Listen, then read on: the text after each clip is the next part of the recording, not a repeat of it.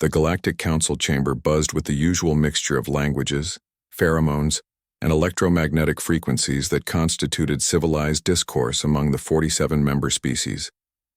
Ambassador Cathara of the Zelani Confederation adjusted her crystalline manipulator appendages as she reviewed the day's agenda on her bio-neural interface. Item 7 caught her attention. Assessment of Species 2847C, Sol System Inhabitants. She barely suppressed what her species considered amusement. Another primitive species seeking membership in the galactic community. In her 3 centuries of service, she had witnessed dozens of such petitions. Most were rejected outright for failing to meet basic technological or social requirements. Those few that were accepted typically remained minor players, grateful for whatever scraps of advanced technology and trade opportunities the established powers saw fit to share. The chamber's environmental systems shifted to accommodate the incoming delegation. Cathara noted the relatively simple requirements: standard oxygen-nitrogen atmosphere, moderate temperature range, and single gravity orientation. Primitive indeed. Most civilized species had long since adapted to multiple environmental configurations or existed as pure energy beings. The doors dilated, and the delegation entered. Cathara's optical sensors focused on the newcomers with clinical interest. They were bipedal, carbon-based, and remarkably uniform in their physical structure. No visible technological integration, no obvious genetic enhancements, no psionic emanations. They walked on 2 legs like the barbaric Gorth, but lacked even that species' impressive natural armor plating. The lead figure stepped forward. It was slightly larger than its companions, with facial fur covering the lower portion of its head. Through her translator, its words emerged in Standard Galactic. Honored members of the Galactic Council, I am Admiral Sarah Chen, representing the United Earth Government. We come seeking membership in your esteemed community. Cathara exchanged frequency bursts with her colleagues. The translation matrix was working overtime to convert the crude electromagnetic signals these humans used for communication into something approaching civilized discourse. They didn't even have basic telepathic capabilities. Council Speaker Moranin, an ancient Valen whose crystalline form had witnessed the rise and fall of 3 galactic civilizations, resonated his response through the chamber's harmonic amplifiers. Species Designation 2847C, you have submitted your preliminary assessments. Your technological development registers at level 2.7 on the Kardashev scale. Your fastest vessels barely achieve sublight speeds.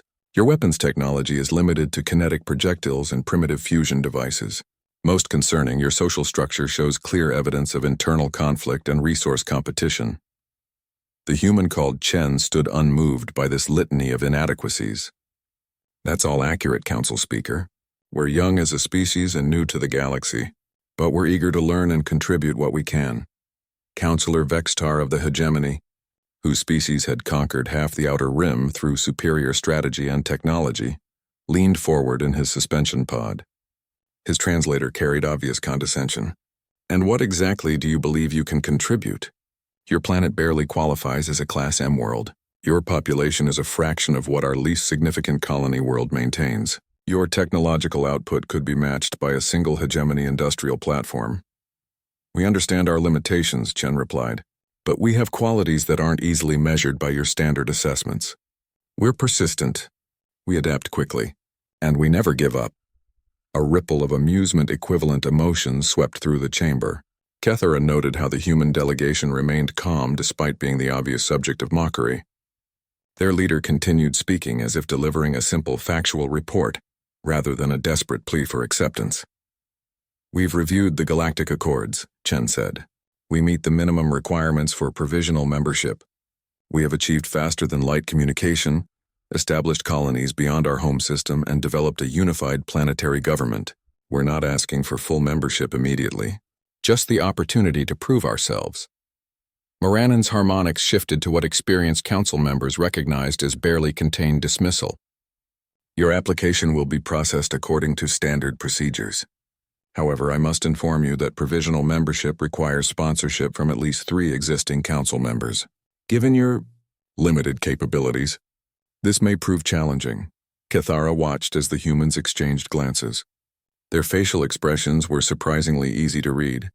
even for species with completely different communication methods. She saw determination rather than disappointment. "We understand," Chen said. "We're prepared to earn that sponsorship through our actions rather than our current capabilities." The rest of the session proceeded with routine formalities. The humans were assigned temporary observer status and granted access to basic galactic databases. They were given standard warnings about restricted technologies and trade limitations. Most new species either protested these restrictions or accepted them with obvious reluctance. The humans simply nodded and asked practical questions about implementation procedures. As the session concluded, Kethara noticed something unexpected. While other delegations typically clustered together during breaks, seeking allies or attempting to gauge political currents, the humans spread throughout the chamber. They introduced themselves to everyone, from the mightiest hegemony representatives to the humblest single-system delegates.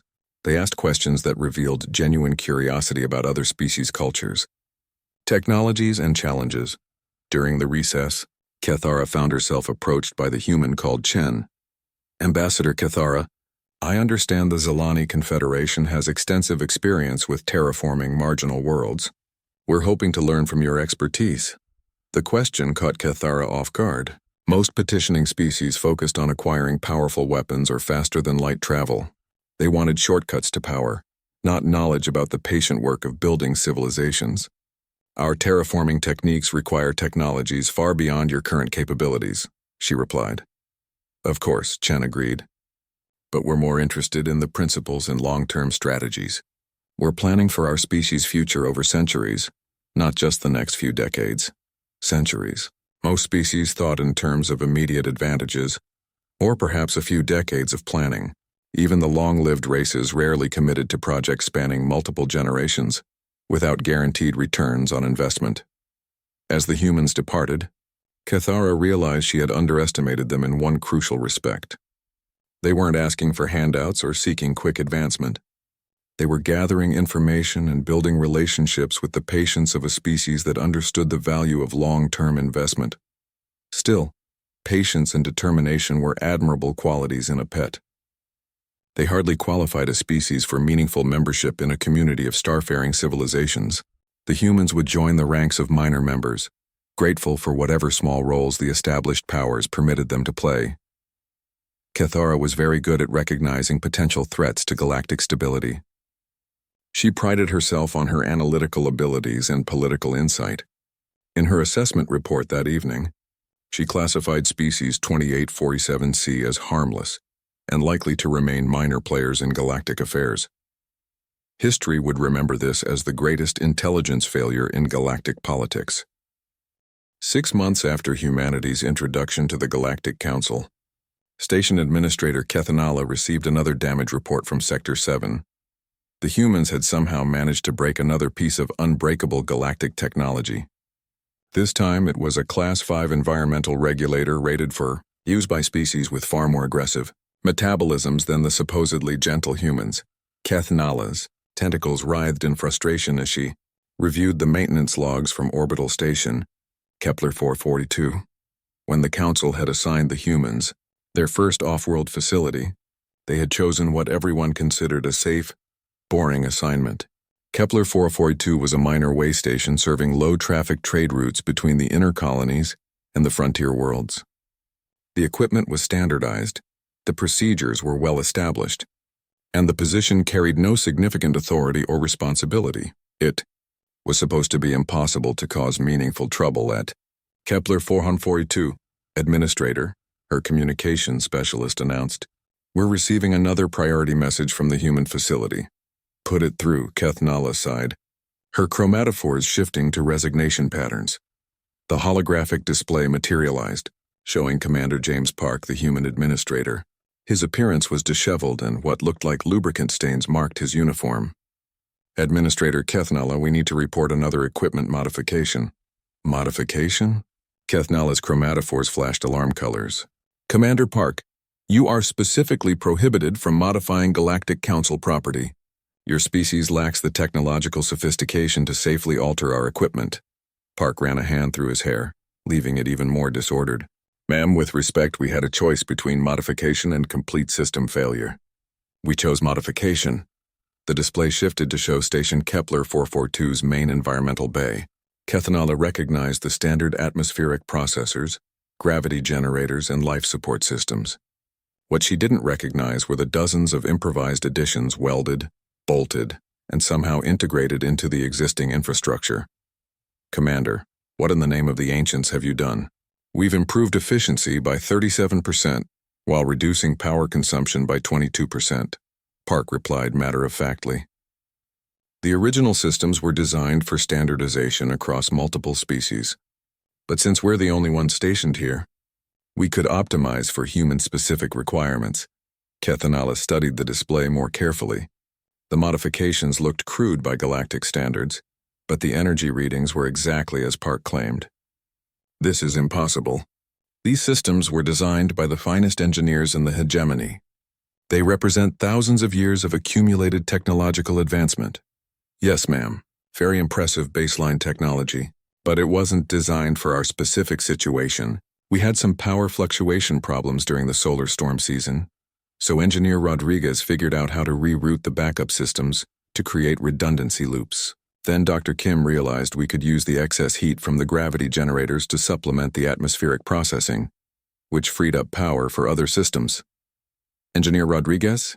Dr. Kim? These are human personnel? Yes, ma'am. Rodriguez has a background in spacecraft systems integration, and Kim specializes in environmental engineering. We've got a pretty good technical team here. Kethanala accessed the personnel files for Kepler 442. According to the records, Rodriguez was trained in primitive human spacecraft maintenance. Kim's specialty was listed as planetary atmosphere management for pre-spaceflight civilizations. Neither should have possessed the knowledge to modify Galactic Council technology. Commander, these modifications could be dangerous. Galactic systems require specific maintenance protocols and component specifications.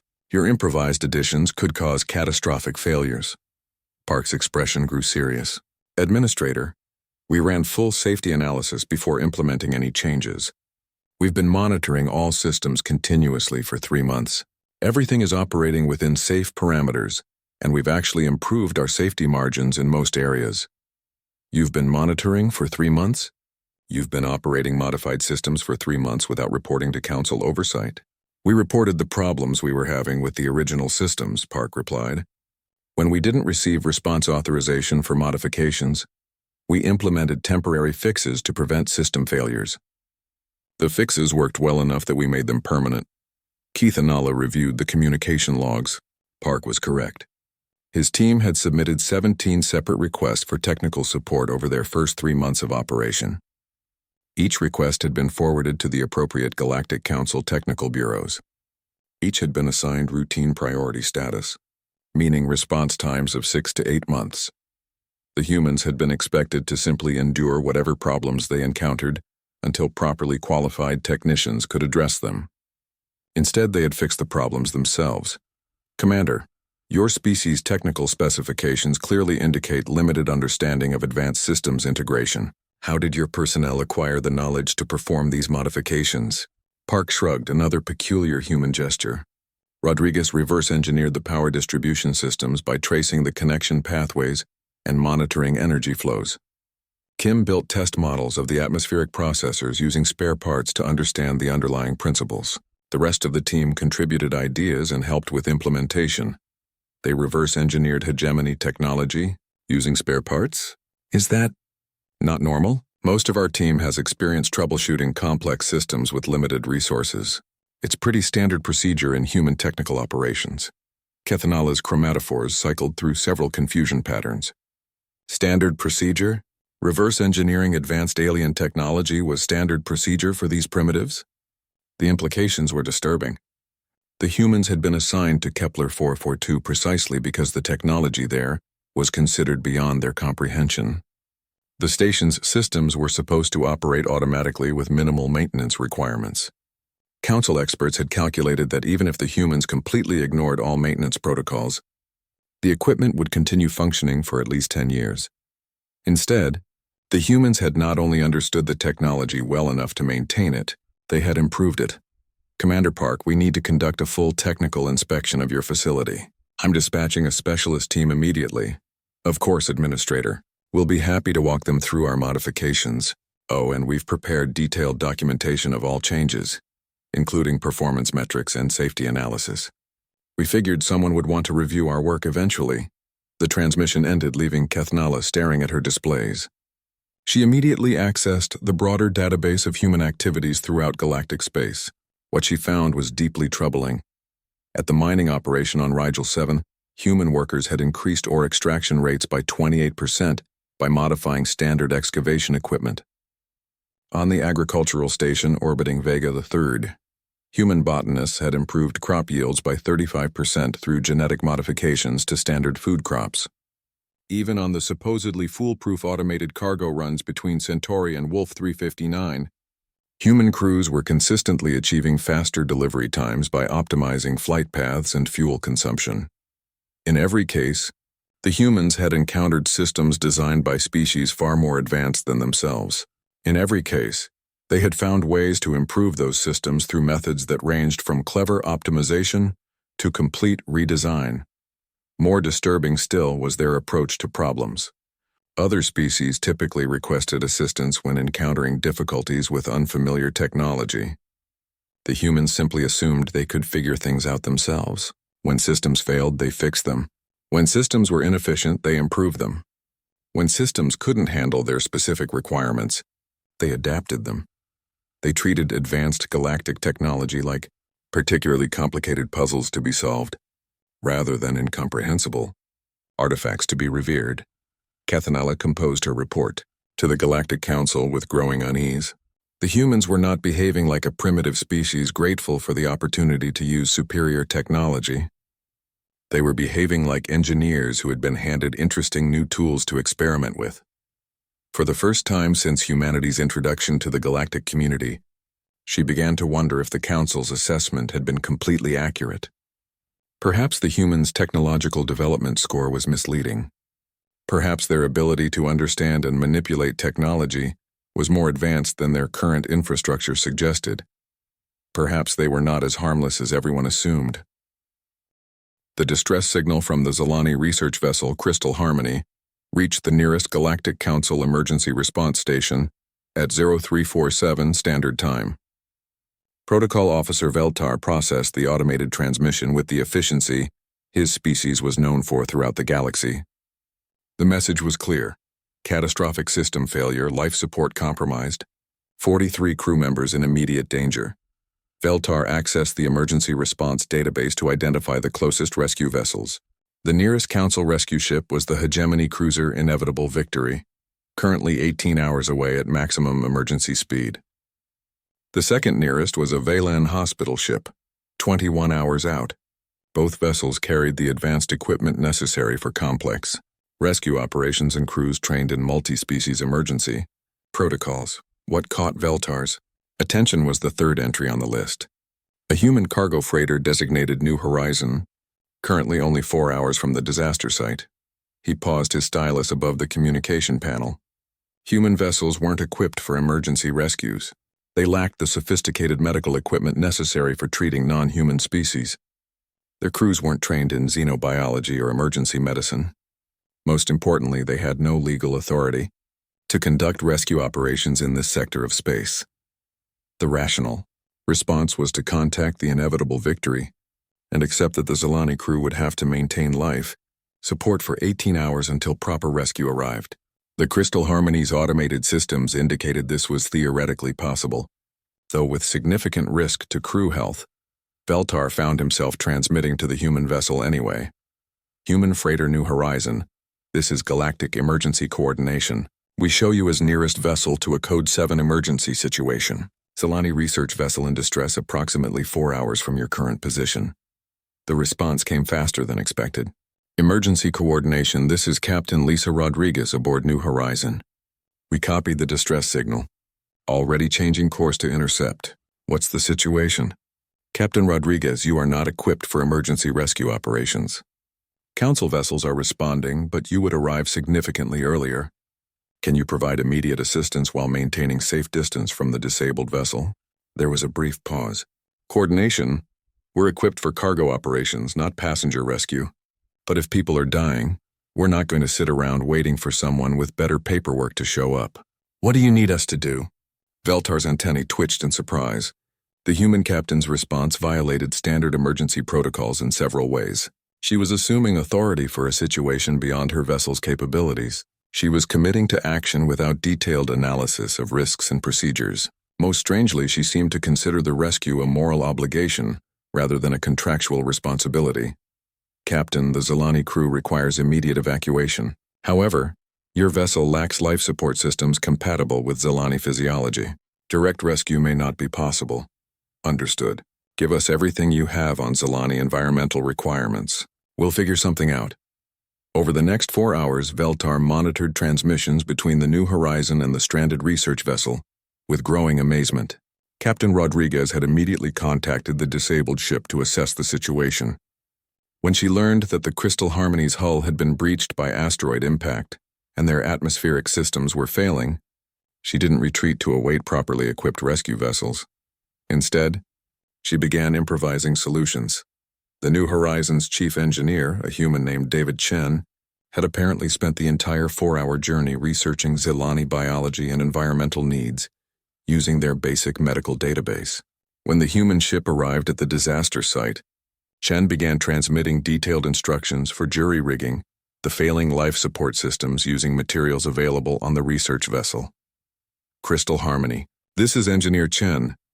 I'm reading your atmospheric composition reports. You're showing elevated methane levels and dropping oxygen. I need you to locate emergency atmospheric scrubbers from your backup supplies. The Zilani chief researcher, Dr. Keth Nulla, responded with obvious desperation. Human engineer. We have already attempted repairs using standard procedures. Our scrubbers are damaged beyond repair. That's okay, Doctor. We're not going to repair them. We're going to rebuild them. Do you have access to the ship's water recycling system?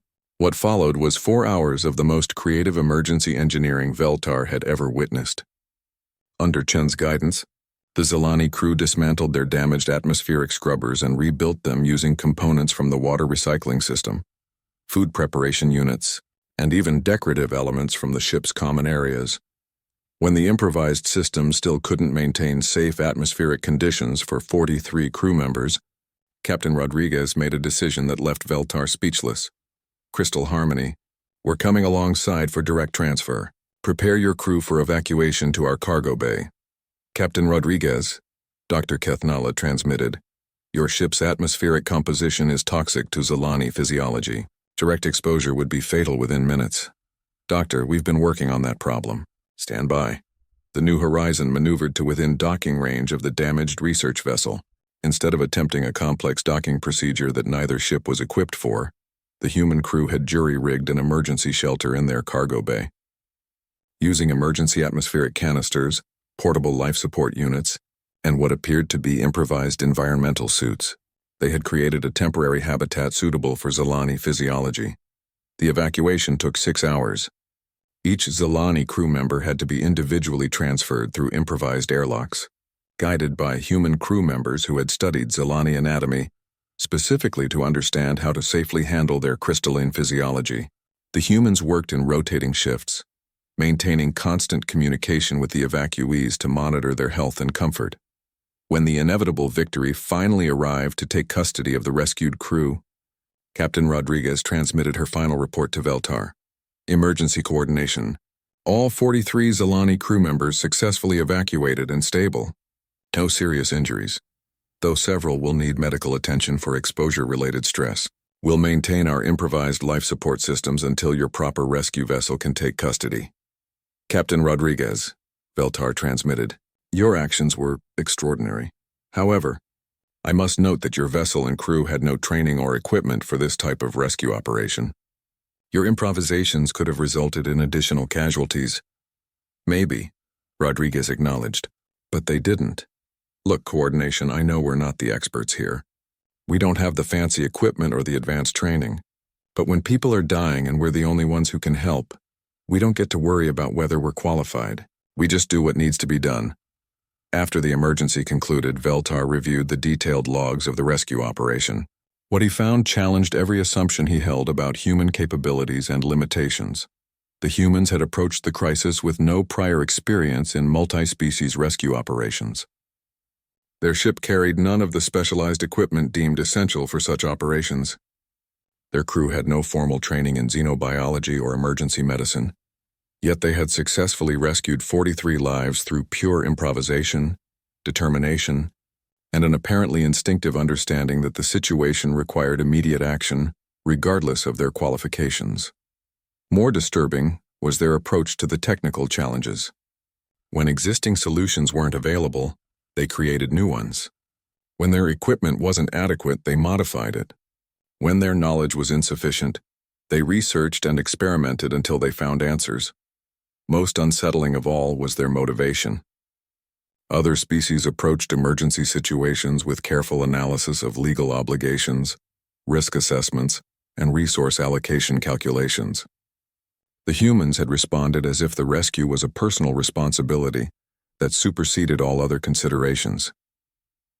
Veltar transmitted his report to the Galactic Council with a growing sense of unease. The humans were not behaving like any species in the Galactic database. They didn't accept limitations. They didn't defer to authority. They didn't wait for permission or proper equipment or official approval. When confronted with problems, they simply solved them using whatever resources were available and whatever methods worked. For the first time in his long career, Veltar began to wonder what would happen when the humans encountered problems that couldn't be solved through improvisation and determination. More importantly, he wondered what they would do to anyone who stood in the way of their solutions. The Korthak marauders had terrorized the Outer Rim trade routes for 3 decades without serious challenge. Their strategy was simple and effective: strike isolated vessels and outposts, overwhelm defenders through superior numbers and firepower, then withdraw before Council forces could respond. The Galactic Council's approach to the Korthak problem was equally straightforward. Accept the losses as an inevitable cost of maintaining civilization in the frontier regions. Admiral Thexavar of the Hegemony Navy had explained the situation to the Council dozens of times. The Korthak operate from mobile bases in uncharted space.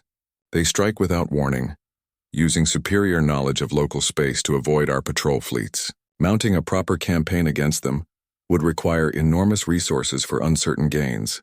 The current loss rates are acceptable. Trade Coordinator Quental had the mathematics to support this position. Annual losses to Korthak raids represent 0.3% of total trade volume in affected sectors. Deploying sufficient military assets to eliminate the threat would cost 400% more than the value of goods protected. The economic analysis clearly favors maintaining current defensive measures. For 30 years, this logic had prevailed. The Korthak continued their raids. Merchant vessels traveled in armed convoys when possible, and the Galactic Council accepted piracy as an unfortunate reality of interstellar commerce. Then the Korthak made the mistake of attacking a human convoy. The target appeared perfect by Korthak standards. 6 lightly armed human freighters carrying agricultural supplies from the inner colonies to frontier settlements. No military escort, minimal defensive capabilities, crews untrained in combat operations. Intelligence reports indicated the convoy's total armament consisted of point defense systems designed for asteroid deflection and a few obsolete projectile weapons. Korthak raid leader. Vexkar assembled a standard attack force, 12 fast attack craft with advanced shields and energy weapons, supported by 2 heavy cruisers carrying boarding parties. The convoy would be overwhelmed within minutes, cargo seized, and crews either killed or sold to slave markets depending on market conditions. The attack began exactly as planned. The Korthak force dropped out of hyperspace at optimal intercept range, immediately jamming communications and surrounding the human convoy. Vexkar transmitted the standard surrender demand. Expecting immediate compliance, instead, he received a response that puzzled his translation systems. Korthak vessels, this is Captain Maria Santos of the Merchant Vessel Determination. You have 30 seconds to reverse course before we defend ourselves. Vexkar checked his tactical displays. The humans were outnumbered 12-6. Their weapons were primitive. Their ships were designed for cargo transport, not combat. The warning made no sense. He ordered the attack to proceed. The first surprise came when the human freighters didn't scatter or attempt to flee. Instead, they immediately formed a defensive formation that maximized their overlapping fields of fire while using their cargo containers as improvised armor. The second surprise came when their obsolete projectile weapons turned out to be kinetic railguns capable of accelerating metal slugs to significant fractions of light speed. The third surprise was that the humans had apparently been expecting the attack all Korthak vessels. "This is Captain Santos. We tried to warn you." Commenced defensive operations. What followed was unlike any engagement in Vexakar's 3 decades of raiding. The human ships fought with a coordination and tactical sophistication that suggested extensive military training. Their jury-rigged weapon systems fired with precision that should have been impossible given their technological limitations. Most disturbing, they seemed to have analyzed Korthak tactical patterns and developed specific countermeasures.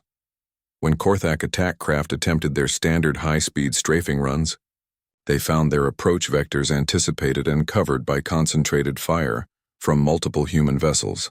When the Korthak heavy cruisers moved to boarding range, they discovered that the human cargo containers contained more than agricultural supplies. Unknown contacts launching from human convoy, Vexakar's sensor operator reported, reading multiple small craft, designation unclear. The small craft turned out to be improvised fighters constructed from cargo shuttles and mining equipment. They moved with erratic patterns that confused Korthak targeting systems while delivering surprisingly effective attacks against raider vessels. More importantly, they demonstrated tactical innovations that Vexakar's forces had never encountered. Instead of engaging in traditional ship-to-ship combat, the human fighters targeted specific systems, communication arrays, sensor packages, and maneuvering thrusters. Rather than attempting to destroy Korthak vessels outright, they systematically disabled them while maintaining constant pressure that prevented coordinated counterattacks. Within 20 minutes, half of Vexakar's attack force was either destroyed or disabled. The remaining vessels found themselves facing an enemy that had somehow turned a routine raid into a carefully planned ambush. "Retreat to jump point," Vexakar ordered. "Emergency hyperspace departure, sir," his navigation officer reported. "Hyperspace motivators are offline. The humans targeted our jump drives in the initial exchange." "Impossible. Our intelligence indicated no knowledge of Korthak ship design."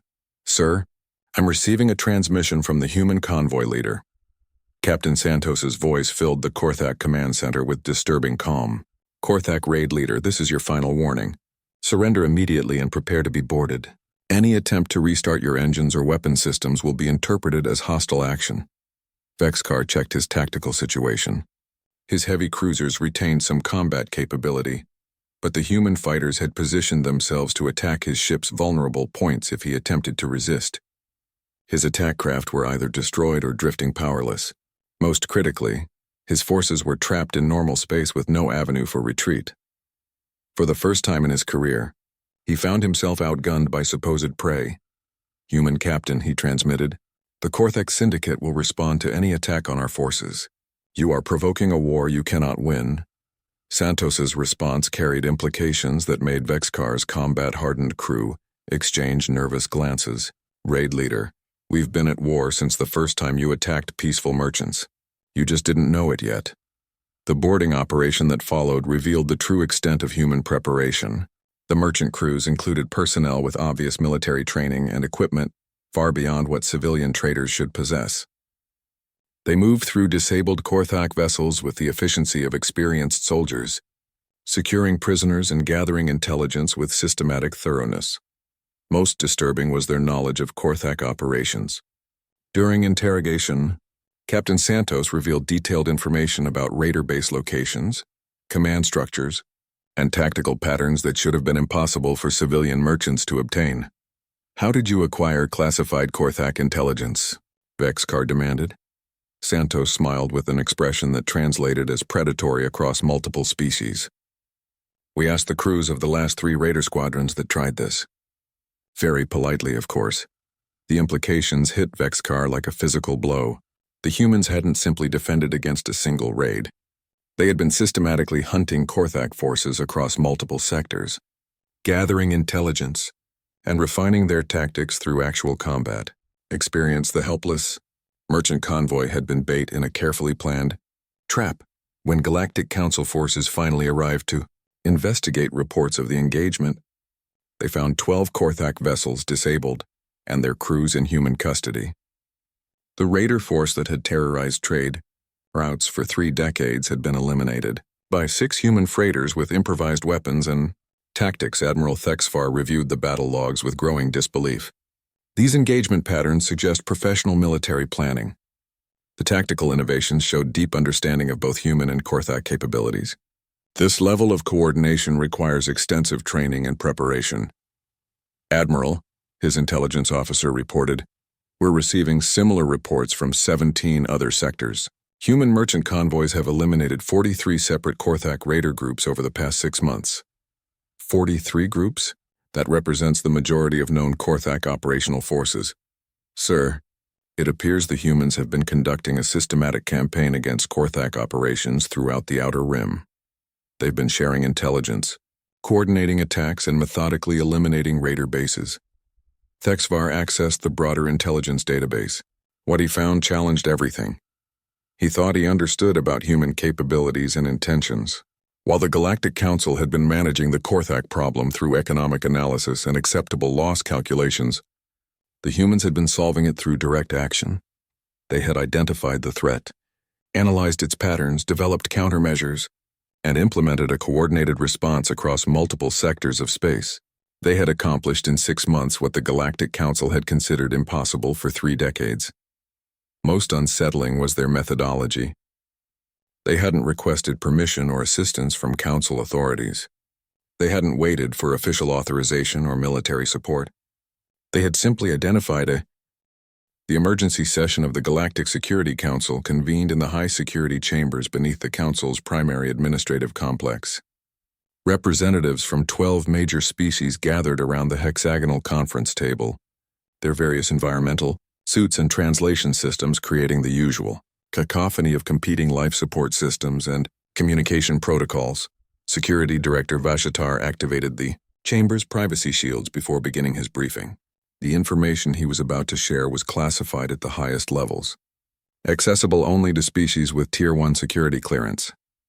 Esteemed colleagues, Vashatar began, his mechanical translation system rendering his thoughts into standard galactic. We are here to discuss what our intelligence services have designated the human problem.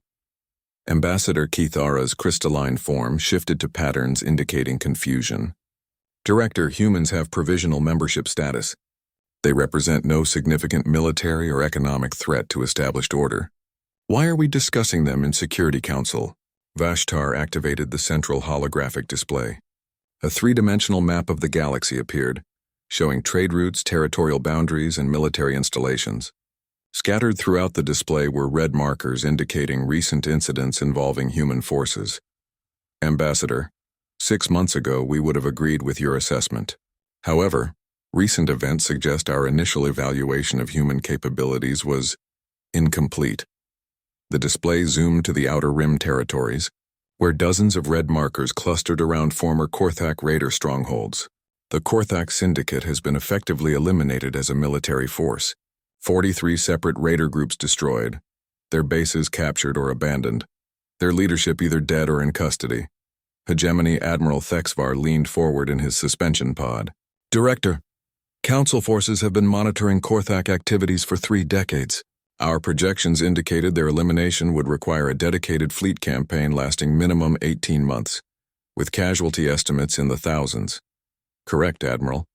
The humans accomplished the same objective in 6 months, using converted merchant vessels and improvised tactics. 0 human casualties reported. A ripple of astonishment passed through the assembled representatives. Councillor Zephion of the Trade Federation voiced what others were thinking. How is this possible? Human military technology scores below galactic standard in every measurable category. Vashtar manipulated the display to show tactical analysis of human engagements. Our military analysts have reviewed available battle data.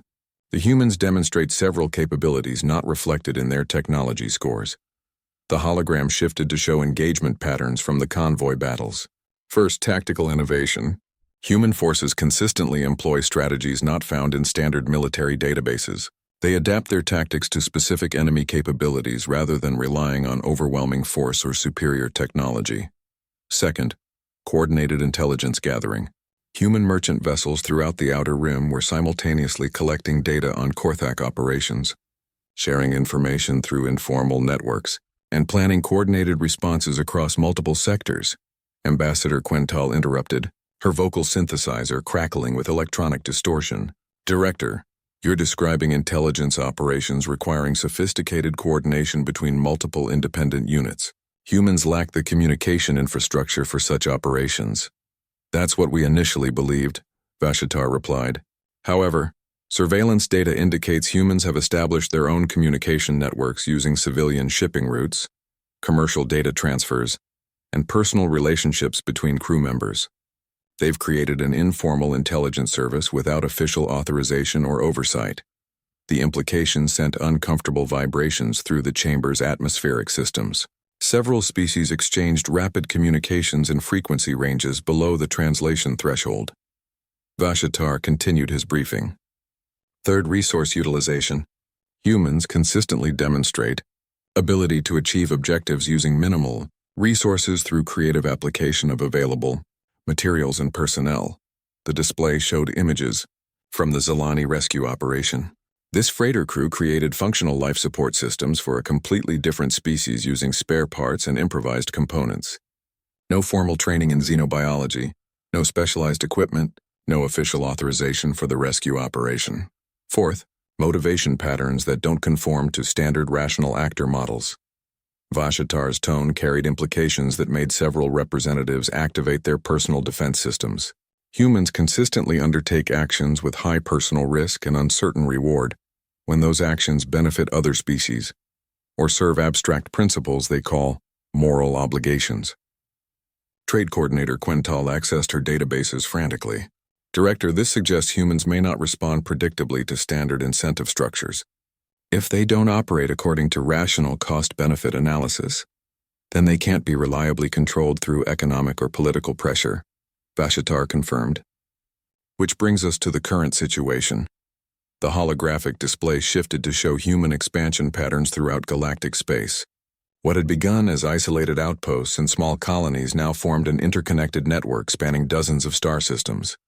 Human population growth exceeds all projections. Their expansion rate suggests doubling of territorial control every 18 months. More concerning, they're not requesting authorization for new colonies or trade relationships. They're simply establishing them and informing council authorities after the fact. Admiral Thexivar's battle armor emitted warning harmonics. Are you suggesting humans are conducting unauthorized territorial expansion? I'm suggesting humans don't recognize our authority to authorize their territorial expansion, Vashatar replied. Review their diplomatic communications. They consistently phrase requests as notifications rather than seeking permission. They inform us of their plans rather than asking for approval. The chamber fell into tense silence as representatives processed this information. Ambassador Cathara was the first to speak. Director, what specific threat do humans represent to galactic stability? Vashatar accessed another file, and the display filled with intelligence projections. Our analysts have identified several concerning scenarios.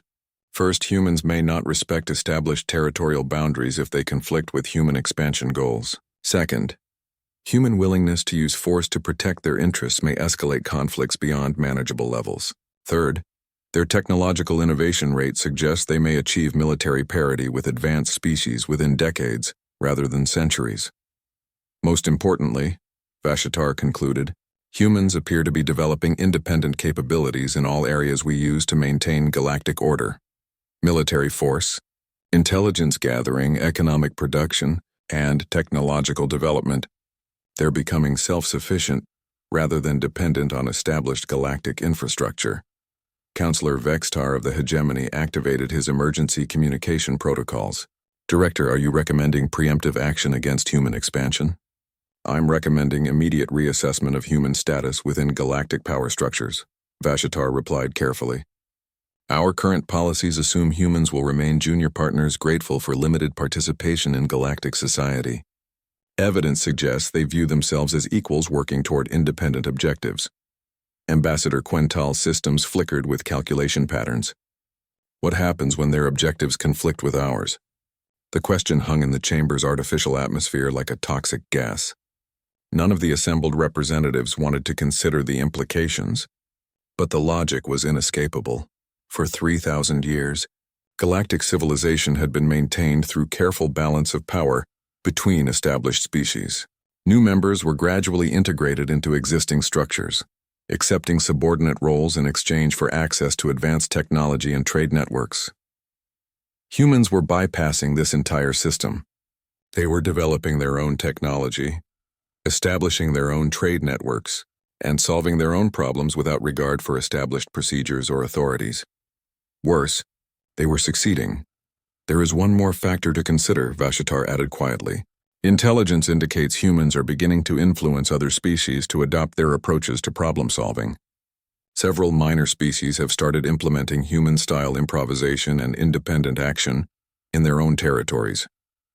The implication struck the assembled representatives like a physical blow. If humans continued to demonstrate that problems could be solved through direct action rather than bureaucratic process, other species might start questioning why they needed council authority at all. For the first time in galactic history, the established order faced a challenge not from superior force or advanced technology, but from a species that simply refused to accept the rules everyone else considered immutable. As the emergency session concluded, each representative returned to their territories with the same unspoken question. What do you do with a species that treats every limitation as a problem to be solved? The hegemony's most classified intelligence facility lay buried 3 kilometers beneath the surface of their fortress world Zirion Prime. In Chamber 01, the Empire's highest-ranking military and intelligence, officials gathered for what would later be called the Reality Assessment session. Supreme Admiral Kolthak reviewed the data streams flowing across his personal display with growing unease. 18 months had passed since the Security Council's first discussion of the human problem. In that time, the situation had evolved far beyond their worst projections. Intelligence Director Ventar, Kolthak addressed his senior analyst. Present the current assessment. Ventar activated the chamber's primary holographic display. The galaxy map that appeared showed human presence in blue markers, with territorial boundaries, trade routes, and military installations clearly marked. What had once been scattered dots now formed interconnected networks spanning significant portions of explored space. Supreme Admiral, human territorial expansion has exceeded all previous models. They now maintain significant presence in 47 star systems, with confirmed colonies in 31. More concerning, they've established what can only be described as parallel governmental structures, operating independently of council authority. Admiral Zexhan, commander of the 3rd Battle Fleet, leaned forward in his command throne. Director, clarify parallel governmental structures. Humans have created their own diplomatic service, trade regulation authority, and military command structure. They conduct negotiations with other species without council oversight. They establish trade agreements using their own economic standards. Most significantly, they've begun forming military alliances with non-council species. The implication struck the assembled officers like a physical blow. For millennia, the Galactic Council had maintained order by ensuring all interstellar relationships flowed through established channels. Species that wanted to trade, form alliances, or resolve disputes had to work within council frameworks. Humans were simply ignoring those frameworks entirely. Show them the Rigel situation, Kolthak ordered. The display shifted to focus on the Rigel system, where a complex diplomatic crisis had been developing for months. The Zelani Confederation had been locked in territorial disputes with the Vorthon Republic over mining rights to 3 asteroid-rich systems. Both species had filed formal complaints with the Council, initiated arbitration procedures, and begun the lengthy process of legal resolution that typically took decades to complete. 3 weeks ago, Ventar explained, human negotiators contacted both parties directly and proposed an alternative solution. Rather than fighting over mining rights, they suggested joint development projects using human engineering expertise to maximize resource extraction for both species. The humans had no legal standing to involve themselves in this dispute, Admiral Zexhan noted. What authority did they claim? None. They simply contacted both governments and offered to help solve the problem. Both the Zilani and Vorthon accepted human mediation rather than continue council arbitration procedures. The chamber fell into uncomfortable silence. Admiral Kolthak accessed the detailed reports with growing alarm. The human solution to the Rigel crisis was elegant, practical, and completely outside established diplomatic protocols. More importantly, it worked. Within 2 weeks, both species had agreed to joint mining operations using human-designed equipment and human-trained personnel. The decades-long territorial dispute had been resolved through practical cooperation rather than legal precedent. Both parties were satisfied with the outcome and had withdrawn their council complaints. How many similar situations have humans resolved? Kolthak asked. 17 confirmed cases in the past 6 months. Humans are systematically identifying conflicts between species and offering practical solutions that bypass council authority entirely. Strategic analyst Mergoth activated her personal displays. Supreme Admiral, we need to discuss the military implications. Human technological development has accelerated beyond all projections. The holographic display filled with technical specifications for human weapon systems, ship designs, and defensive installations. What the assembled officers saw challenged everything they believed about technological development timelines. Humans have achieved functional faster-than-light drive systems, Mergoth reported, not purchased or licensed from established species, but independently developed using principles not found in any existing database. Independent development? That's impossible, Admiral Zexhan protested. FTL drive technology requires thousands of years of accumulated scientific advancement. The mathematical frameworks alone. Human mathematics differ from galactic standard approaches, Mergoth interrupted. They've developed alternative theoretical frameworks that achieve the same results through completely different methodologies. Their drive systems are more efficient than ours in several key parameters. The implications were staggering. The hegemony's military superiority was based on controlling access to advanced technologies. If humans could independently develop equivalent or superior systems, that entire strategic foundation crumbled. More concerning, Mergoth continued, human ship designs show optimization for combat scenarios we've never encountered. Their vessels are designed for extended independent operations, rapid repair using improvised materials, and tactical flexibility rather than overwhelming firepower. Intelligence Director Ventar overlaid additional data on the display. Our analysis suggests humans have been preparing for conflicts with technologically superior opponents. Their ship designs, weapon systems, and tactical doctrines all reflect expectation of fighting enemies with better technology and greater resources.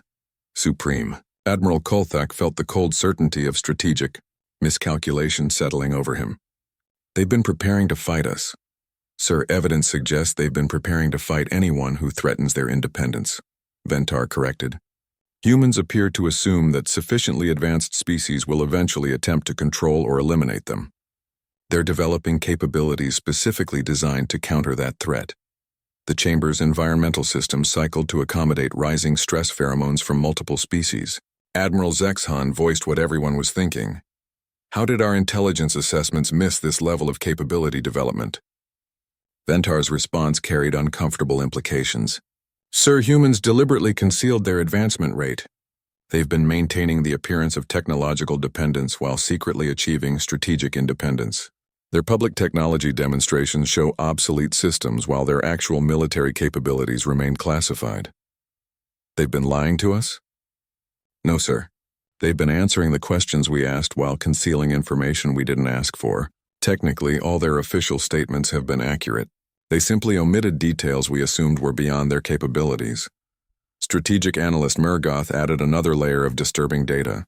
Supreme Admiral, we've identified evidence of human influence operations targeting our allies. Not military action, but cultural and technological exchange programs that encourage independence from hegemony oversight.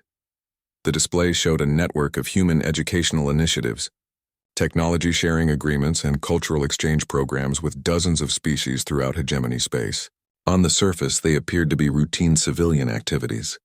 Analyzed as a coordinated effort, they represented systematic undermining of hegemony authority structures. Humans are teaching other species to solve their own problems rather than relying on hegemony support, Mergoth explained. They're providing technical training, scientific knowledge, and problem-solving methodologies that reduce dependence on our infrastructure. They're creating rebels, Admiral Zexhan concluded grimly. Worse, Supreme Admiral Kolthak realized. They're creating competent rebels, species that can maintain themselves independently, solve their own technical problems, and defend their own territories. Intelligence Director Ventar activated the final dataset. Supreme Admiral, we need to discuss the Valen situation. The display showed the ancient and powerful Valen Dominion, one of the galaxy's most technologically advanced civilizations. For millennia, the Valen had maintained their position through superior science and careful political manipulation. They were the closest thing to equals the hegemony acknowledged in galactic politics. Last week, the Valen contacted human authorities directly, Ventar reported. Not through council channels, not through diplomatic protocols. They requested a private meeting with human leadership to discuss matters of mutual interest. The implications hit every officer in the chamber simultaneously. If the Valen were seeking alliance with humans outside established frameworks, it meant they considered humans potential equals rather than primitive newcomers. What's our intelligence assessment of human response to Valen contact? Kolthak asked. Sir, humans accepted the meeting and are reportedly negotiating some form of strategic partnership. Details remain classified, but preliminary intelligence suggests extensive technology sharing and joint hat. His civilization had made a fundamental strategic error. The hegemony had spent millennia, 5 years after humanity's first contact with galactic civilization. Ambassador Kethara stood before the emergency assembly of the Galactic Council, facing a reality she had never imagined possible. The chamber that had once buzzed with confident discussions of galactic policy now carried the tense atmosphere of a species gathering, debating its own survival. Holographic display at the center of the chamber showed the current state of galactic politics, and what it revealed challenged 3 millennia of established order. Human influence now extended across 60% of explored space, not through conquest or occupation, but through voluntary alliances and mutual assistance agreements that had gradually made council authority irrelevant. Council Speaker. Moranan's crystalline form resonated with harmonics that conveyed barely controlled desperation. Esteemed delegates, we convene this emergency session to address the fundamental restructuring of galactic civilization. The situation has evolved beyond our ability to manage through traditional diplomatic channels. The understatement would have been amusing under different circumstances. Traditional diplomatic channels had become meaningless when most member species were conducting their important business through human intermediaries rather than council bureaucracy. The facts are inescapable, Moranan continued. 43 member species have withdrawn from council trade agreements in favor of human alternatives. 17 species have requested direct military assistance from human forces rather than council peacekeeping operations. Post-critically, 12 major species have formally announced their intention to terminate council membership in favor of joining the Human Alliance. The Human Alliance. Even the name carried implications that made Kethara's crystalline structure resonate with anxiety frequencies. Humans hadn't created a typical interstellar empire based on dominance and submission. Instead, they had established a voluntary association of species united by shared principles rather than hierarchical control. Trade Coordinator. Quintal's vocal synthesizers crackled with electronic distortion as she presented the economic analysis. Council economic projections indicate complete irrelevance within 18 months if current trends continue. Human trade networks now handle 78% of interstellar commerce. Their technological innovations have made council infrastructure obsolete in most sectors. Admiral Thexvar of the Hegemony Navy added the military perspective that everyone dreaded hearing. Human Alliance military capabilities now exceed council forces in every measurable category. More importantly, their tactical innovations have rendered our strategic doctrines obsolete. We can no longer guarantee council security through traditional military solutions. The chamber fell into the uncomfortable silence that had become common in council proceedings. Everyone understood the implications, but no one wanted to voice them directly. The galactic civilization that had maintained order for 3,000 years was collapsing, not through military defeat or economic conquest, but through simple irrelevance. Perhaps we should examine how this situation developed, suggested Counselor Vextar of the Trade Federation, his translation system carefully modulating diplomatic neutrality. Our initial assessment suggested humans would integrate into existing structures as junior partners. Instead, they created alternative structures that proved more effective than our own. Cathara accessed her personal files, reviewing the intelligence reports that had accumulated over 5 years of human expansion.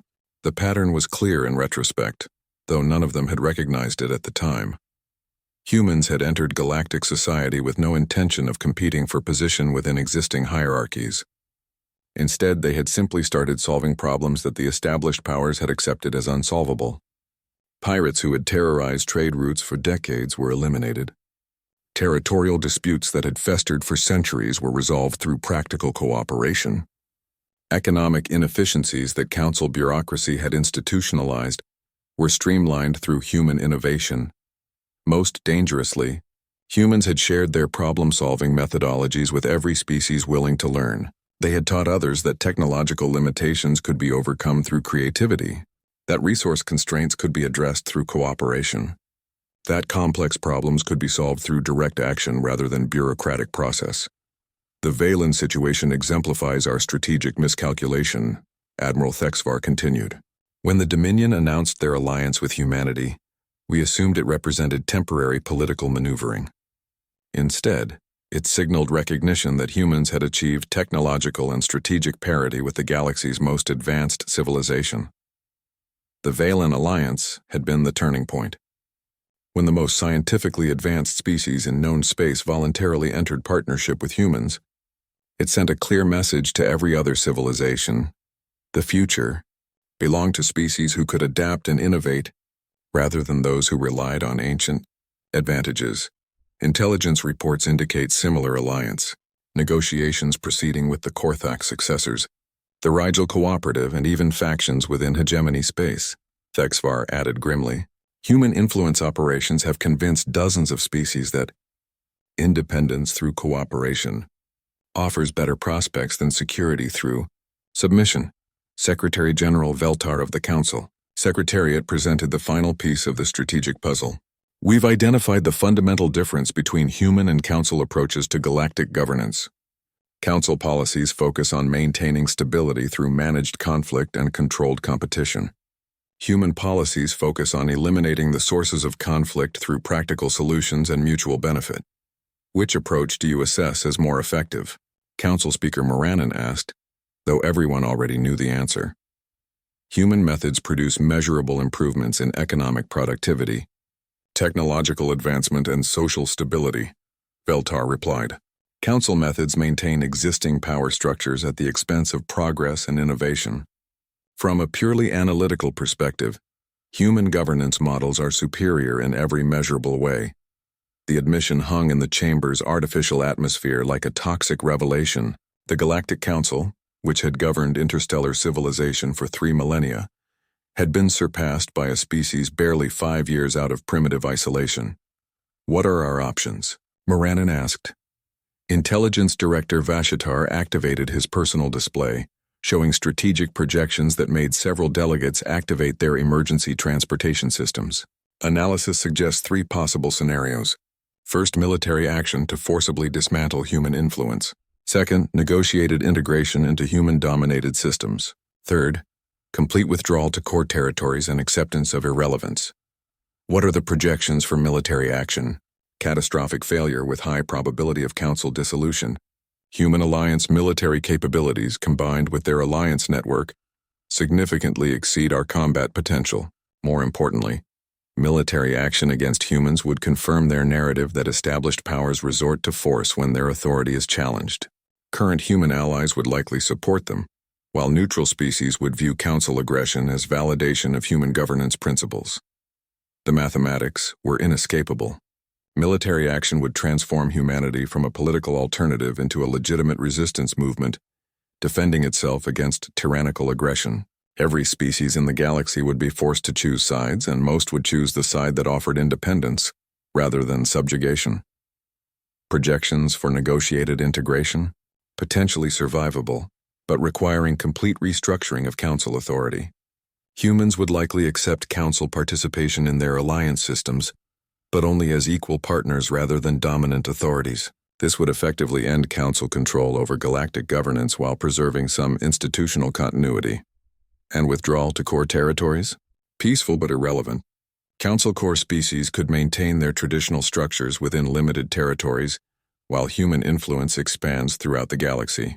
Eventually, even core territories would likely request human assistance with various challenges, gradually eroding remaining Council authority. Council Speaker Moranen's harmonics shifted to patterns conveying civilizational despair. Are you informing this assembly that the Galactic Council must choose between military suicide, political surrender, or gradual extinction? Sir, I'm informing this assembly that humanity has fundamentally altered the structure of galactic civilization.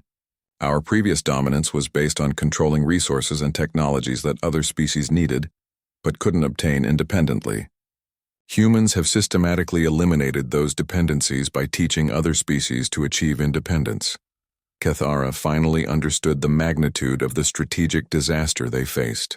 Humans hadn't conquered galactic civilization through superior force or advanced technology. They had made conquest irrelevant by proving that cooperation achieved better results than domination. They had demonstrated that every limitation the established powers claimed was permanent could be,